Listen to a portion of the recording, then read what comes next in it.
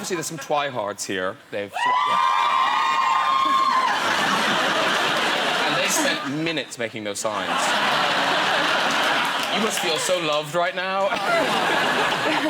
Are they everywhere you go, the Twi-hards?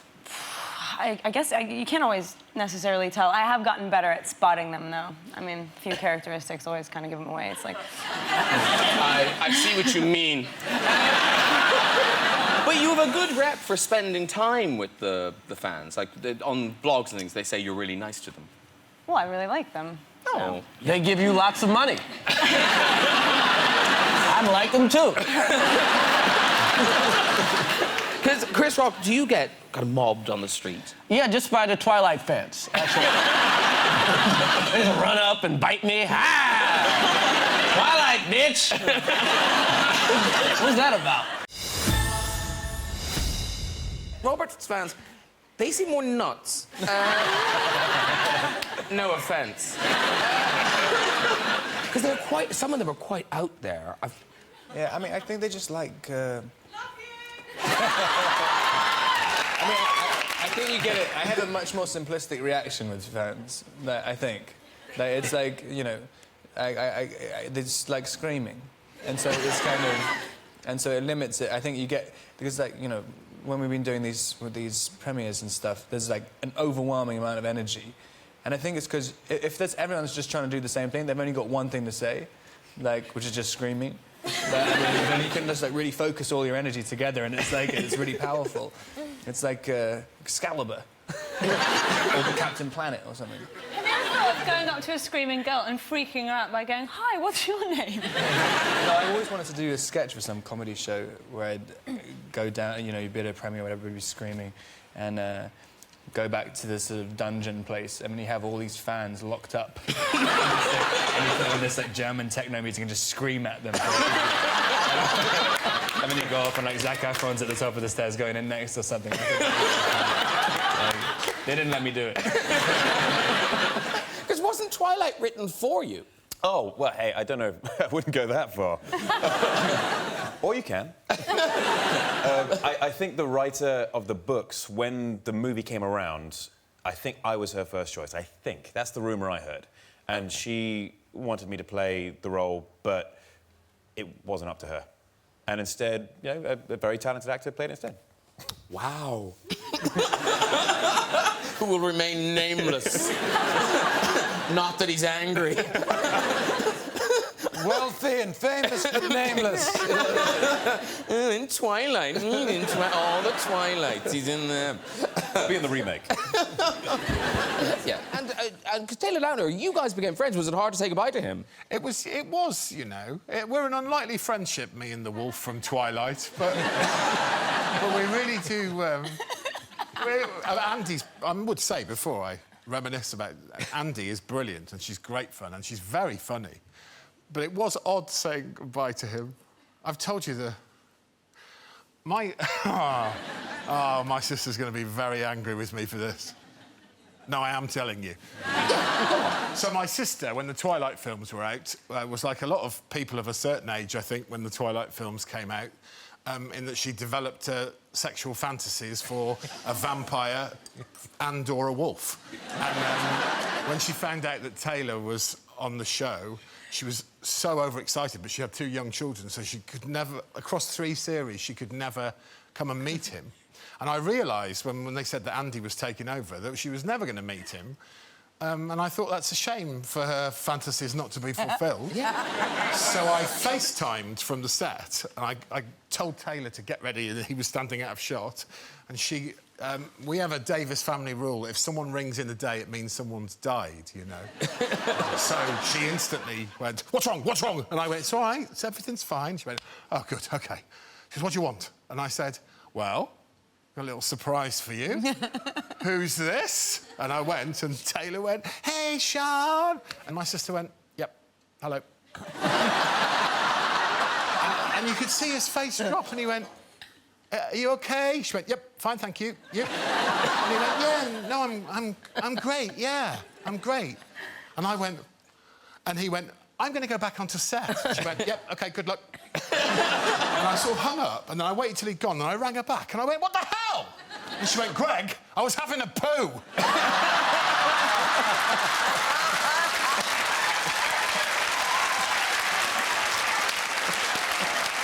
Sorry. Sorry, love. Don't answer the phone when you're having one. I thought someone died. It smelled like someone had. Now, presumably, this movie will be opening in the cinemas of Portland, Maine. Yes. I'm from Portland, Maine, and yes, luckily Into the Woods is a big enough movie that it kind of goes everywhere. But yes, I am in some films that open in sort of 10 cities. But my mother is very tenacious and wants to see my films on the big screen, and she will call the theaters and exhibitors and distributors and movie studios, or just production companies, and sort of campaign to have my films reach my hometown. And if she succeeds, she'll then go with throngs of friends to make sure that it kind of does well, to show that, like, see, if you bring a movie to Portland, Maine, we appreciate independent film over here. It's very sweet. Well, I'm sure your mother will enjoy this, because it is a terrific film. You should be so proud of it. Thank you. But it's so nice to have musicals back, because they used to be a rarity. Yeah. But now, I mean, is this your fifth? It's one of 5 that I've done, yeah, They haven't on all film. come out yet. Pitch Perfect 2 is coming out. Yeah, in the last 5 years. Last 5 yeah, years coming exactly. out, yeah. And you're so young, but already old hand at this. What age were you? Jaded old chorus girl. Well, no. How old were you when you got nominated for your first Tony? 12. Okay. Wow. 12 and nominated for a Tony. Yeah, I mean, it was sort of perfect because I was like, oh, that's nice, but I wasn't grown up enough to understand the gravity of what it meant to be nominated for a Tony Award, and so I didn't have a tiny 12-year-old nervous breakdown. Addicted to tiny 12-year-old pills. Now, Michael, you've never let yourself down, have you, at an audition? Many a time have I let myself down. At an audition. Oh, at an audition. Well, I quite early on, I had a big break where I got to go and have an audition with the head of Paramount Casting. So the whole Paramount studio, wow. The head of casting. Wow. And at the time, this was many years ago, and my daughter was only little then, and she'd had a bit of a stomach bug. And her mother had a bit of a stomach bug as well. But I was fine. I was fine. So I drove down to Paramount Studio. I'm sitting there in the waiting room, and I'm thinking, I felt I might let myself down here. And I went in you come, Michael, and I'm sitting there, and this is my big break, head of Paramount Casting. And as she's talking to me, I'm thinking in my head, I'm going to throw up any second. And I said, I'm going to have to stop you there, because I'm going to vomit. And at that moment, I projectile vomited all over her office. I'm running out of her office, into the waiting room, vomiting over everyone, into the bathroom, all over the bathroom. And I'm cleaning up my own vomit on my knees. And that was my big break. Yeah. Good. Yeah. What's your connection to Ireland? Are the Howards something you do with Ireland? I mean, like, I don't know if you can tell. I might have some connection to Ireland genetically. But my dad shot Far and Away there when I was 10 years old. Oh. And we lived in Dingle, Ireland.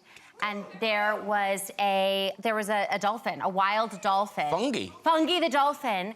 And I got to swim with Fungi the dolphin, as many people who in Ireland go there. What? A wild dolphin. And when we were shooting Jurassic, the first Jurassic, I was thinking about Fungi the dolphin, and I looked it up, and he was still alive.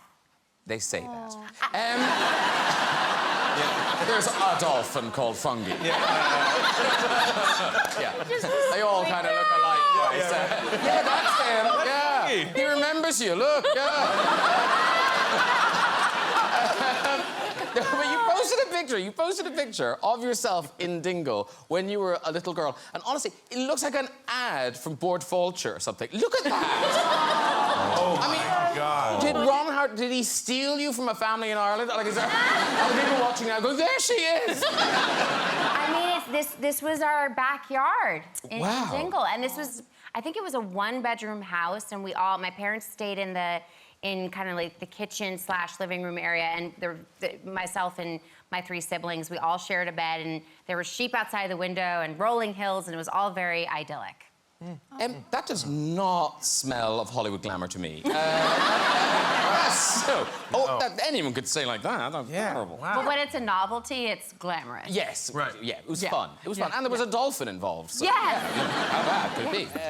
Rami Malek takes on one of the most iconic rock figures of all time. Queen frontman Freddie Mercury in Bohemian Rhapsody. It opens the 24th of October. This slice of the story, it focuses on kind of the rise of Queen, a kind of brief fall, and then that triumphant return at Live Aid. Yeah. And is it true that was the first stuff you filmed?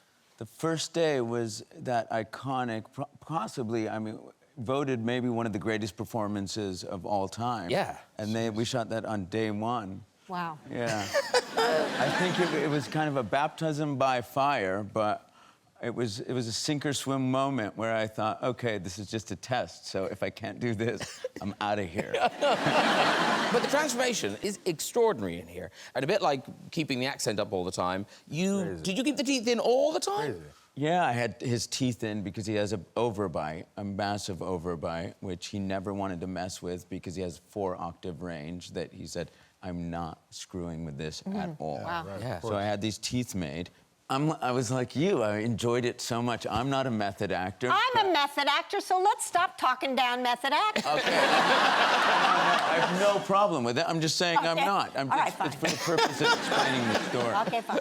I've worked with method actors that I absolutely adore, and we can go on about that. I'll tell you about this. Yeah, do. Right now. So you kept your teeth in. I kept my teeth in because I never get a chance to end every sentence with darling and dear. And Freddie does, and that's quite nice. It's nice being...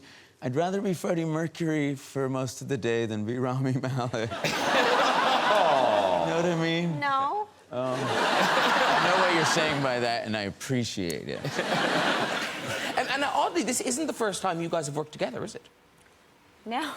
Because it was Vanity Fair. Yeah, we did a movie a while ago, and let's just get it out there. Rob played my son in the movie. But that's weird! Yeah, it's weird. Even at the time, you must have gone, what? And then it got weirder and weirder when I found out we were supposed to play lovers in a movie.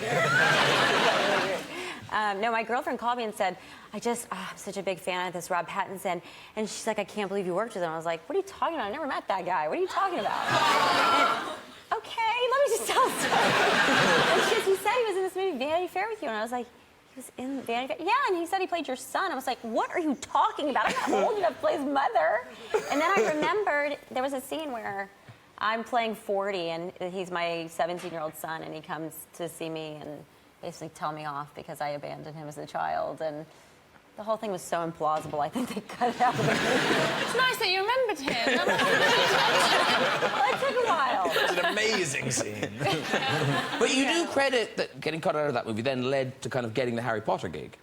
Yeah, because the casting director invited me to the premiere and forgot to tell me. And me and a friend of mine were both in it, and we had adjacent scenes. And then so I was sitting there waiting for our scene to come. His one came on first. And we were watching it going like, oh, yeah, that was pretty good. And I was expecting my one to be amazing, because like Reese is like weeping in it and stuff. And like I was like, wow, I bet it's going to be so good. Yeah, they got to my bit, and then there was literally a line where she said in the script, someone says to you like, oh, let's go and see Roddy. And you're like, really? Should I go and do that or something? And yeah, she's like, yes, definitely do that. And then it cuts into our scene. And when I was watching the premiere, it's like, you should go and see Roddy. And like, no.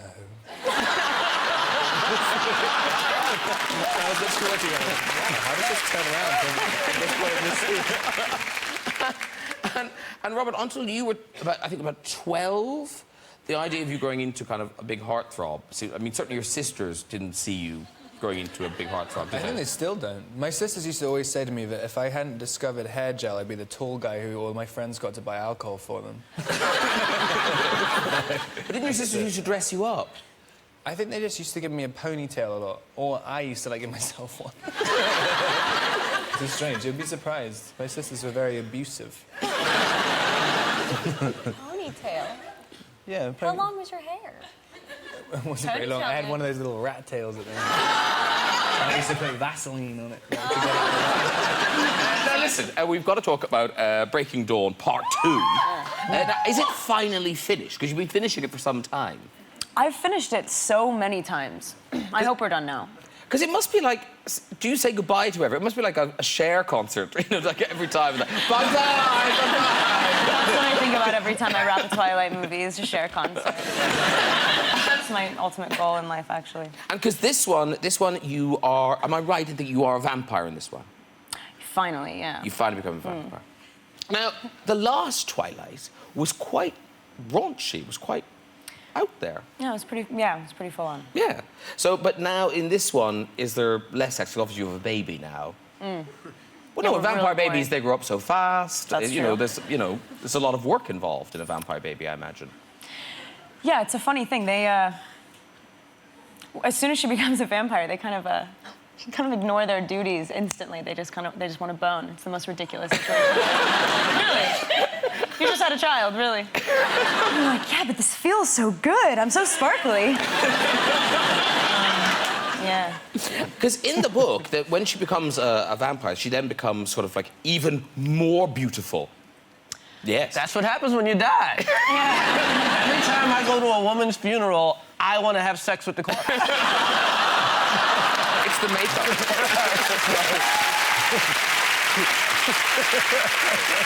makeup.